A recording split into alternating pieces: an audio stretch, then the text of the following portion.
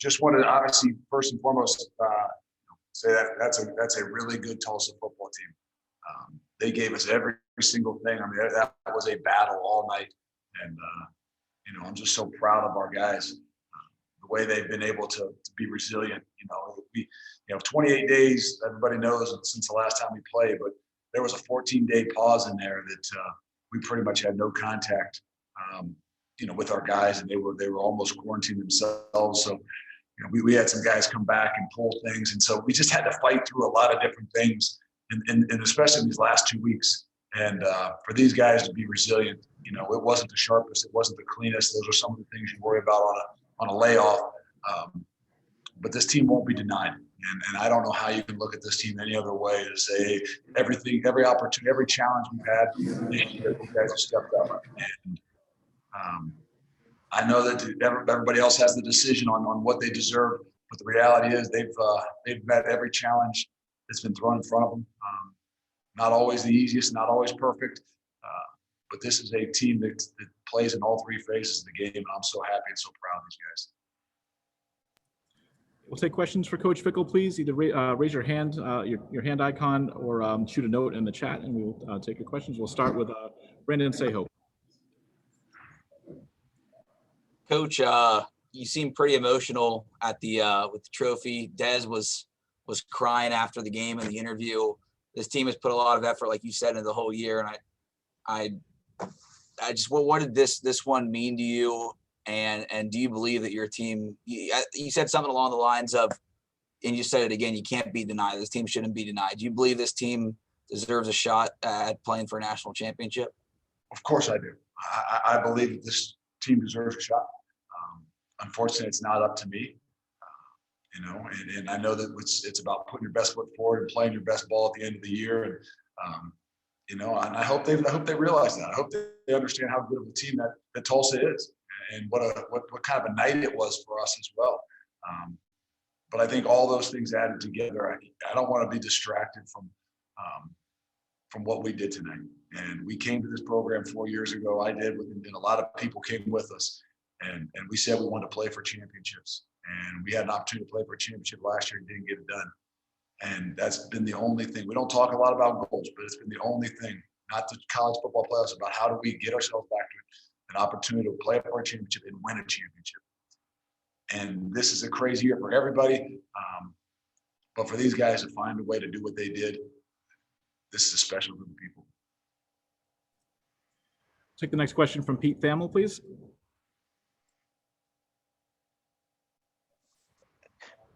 Hey, Luke, obviously politicking is not something that's in your nature or something you're particularly comfortable doing. But if you were in front of like the jury right now of the committee, how would you state your case for the college football playoff?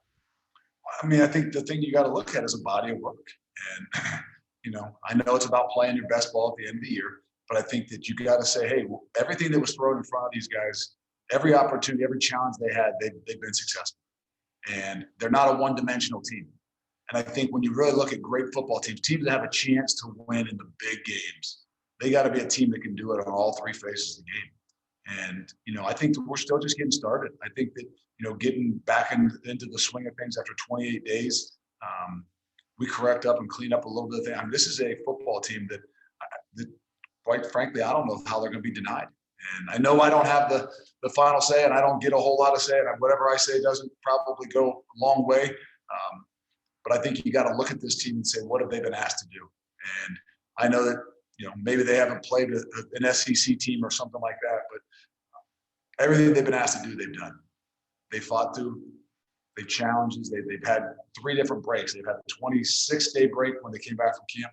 We had a 21-day break in between a bye week and I think SMU. And then we had a 28-day break with 14 days of quarantine, basically shut down. And they still found a way to come out there and play all three phases and win a football game.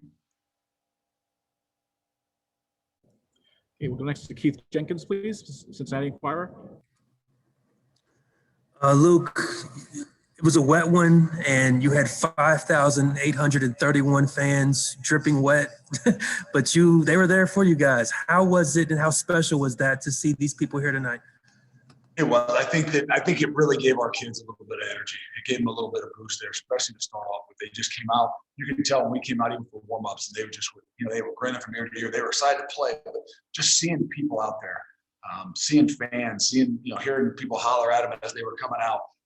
Those are the things that in the midst of everything that's gone on this year that I think that you don't realize. I guess if you're not a part of the team, or you're not with the team, or you're not, there every single day, you don't realize how much that means to those guys. I know you don't have to have, you've got to be able to play anywhere. I know that, but with all the other things that go on, that is something that is just a part of the game that you love, and it's been taken away a lot this year.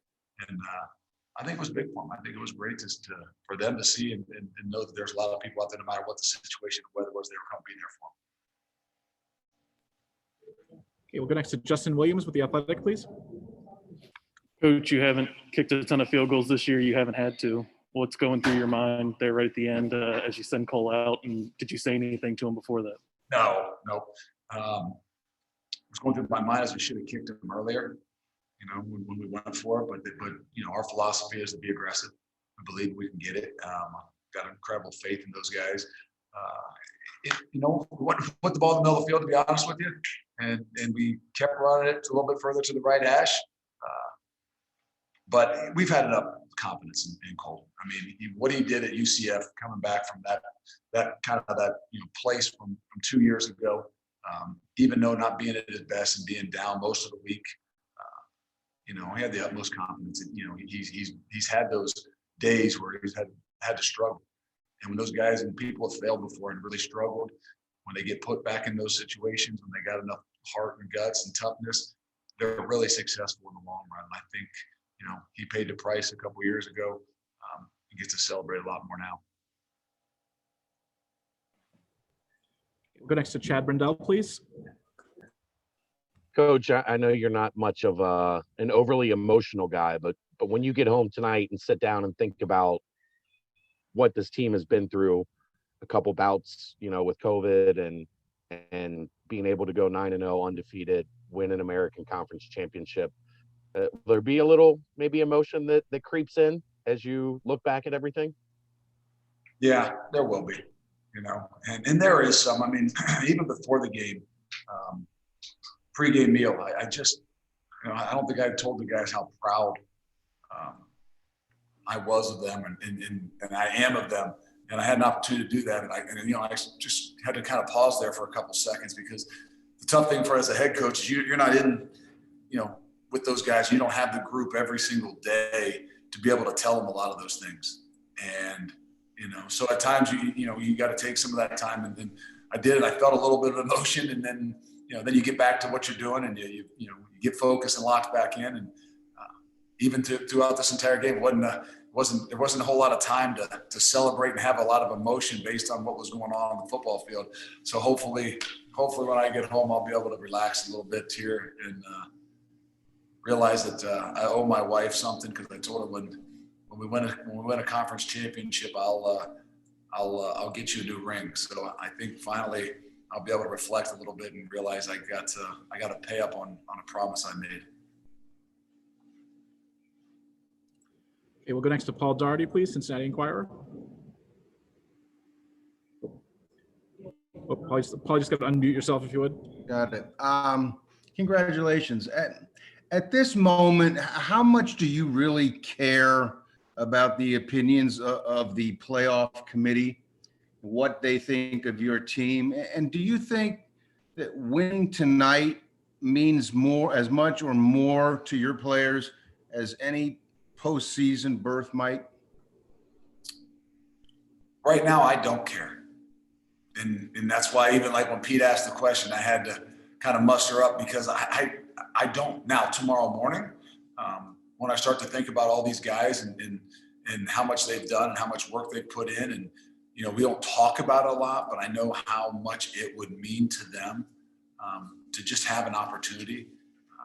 I think it'll be a little bit different to me, and I'm glad I don't have to go stand in front of a court and pitch my case. When you say press play, that's your case. But right now it doesn't. But tomorrow morning, I think when you start to reflect on, some of these senior guys and what they've been through and what they've committed to and what they've sacrificed for, you can't do anything but know you want to fight for everything that you can give them. And if that opportunity is to shot at the title, then I'll fight for them no matter what. And, they deserve it. Okay, we'll go next to Dan Tortora, please.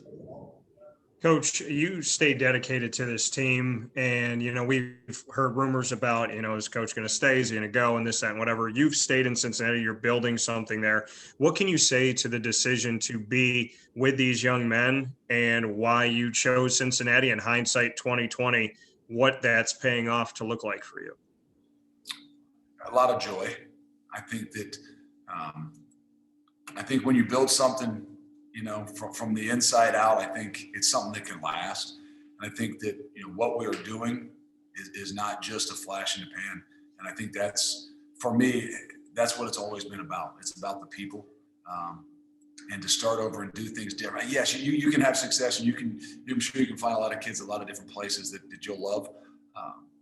But I think when you really pour your heart and soul into it, and you do it, hopefully the way we do it with trying to create a family atmosphere. I don't just mean a lot. Everybody says family, but I mean with our own family, with every one of these coaches.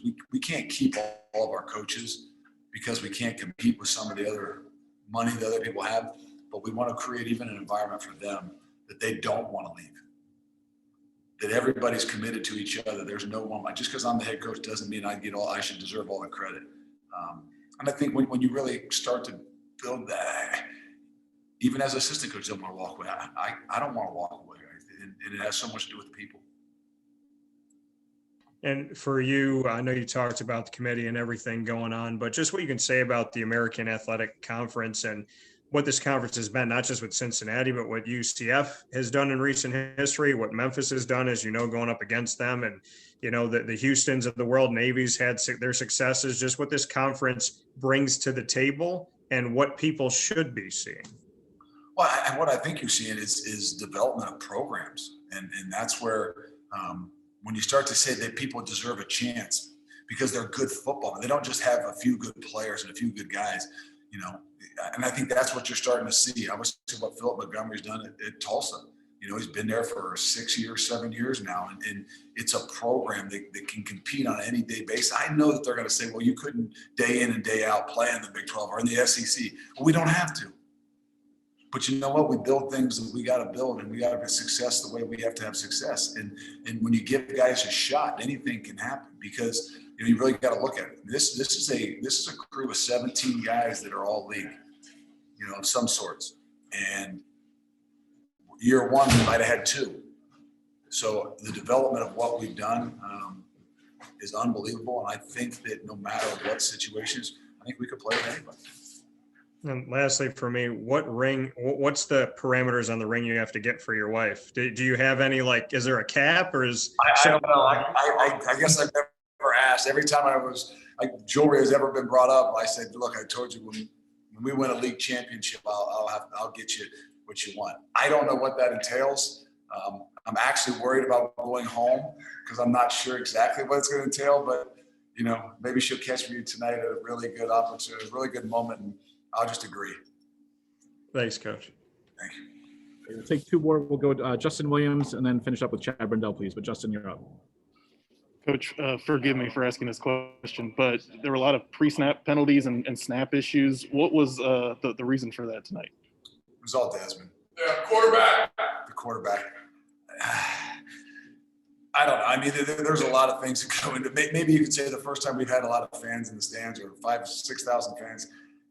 I think they were doing a good job at moving and making some calls. And, I think that's just a part of, unfortunately, of not playing for a while and really emotional game and a really big game. And, so there's a lot of things we know we got to be able to work on. But I think it was a combination of a lot of those different things. And we'll take the last one from Chad Brindell, please. Coach, on that front, was there conversation amongst the staff leading up to this of, we know that there's going to be some rust, we know that there's going to be some things that we're going to have to work through, like how do we navigate that because of not being in the facility for 14 days and not playing for a month? Yeah, I mean, we talked about it, but you just don't know what it's going to, what it's going to be exactly, what's going to rise. I knew taking care of the football was going to be huge. We knew that the pre-snap penalties and the things that we had, the substitution things, all things that we tried to say, hey, how can we simulate as best we possibly can throughout the last, 12 days, the things we think we're going to be able to have to deal with and see. I thought we did a great job. I think that, there's some things that came up because emotions create a lot of that in big games. But they were an issue for us. And thank God we found a way to overcome a lot of them. Coach, thanks for giving us a few minutes at this hour. Congratulations and best of luck with the next game. Thank you. Appreciate it.